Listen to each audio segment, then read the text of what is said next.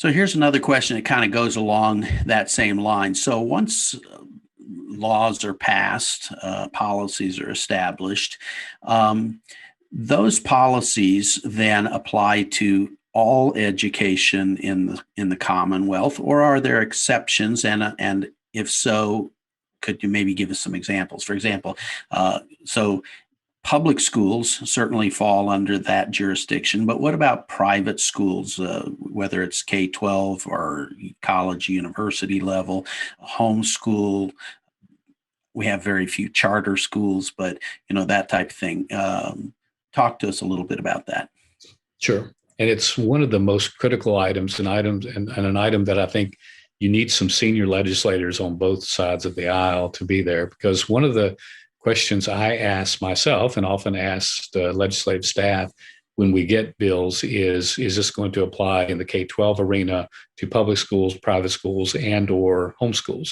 And you get the answer to that. And oftentimes, if you have a senior member and someone has a push that they're trying to get into education, other members can have success in saying, listen, I'm opposed to this bill, but if you're going to do it, don't do it to private schools. Don't do it to homeschoolers. If you want to do it, let's just do it to the public schools. And that oftentimes is successful, sometimes not.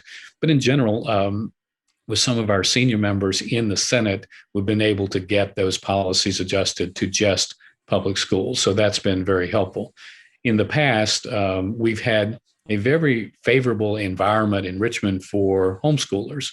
I am very much in favor of homeschoolers. I happen to send my kids to a Christian school, and I love kids in all the settings out there, right? But Sure. but basically, the homeschoolers have had very good success in general. So the Code of Virginia is built in such a way that is generally somewhat favorable to homeschoolers today.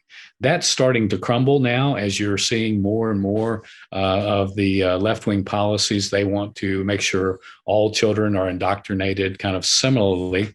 So while we've been able to hold that back and kind of the finger in the dam on that, I am very concerned that moving forward, Christian schools, private schools, Catholic schools, and homeschoolers could be kind of indoctrinated with the same policy that is being pushed out to some of our public schools.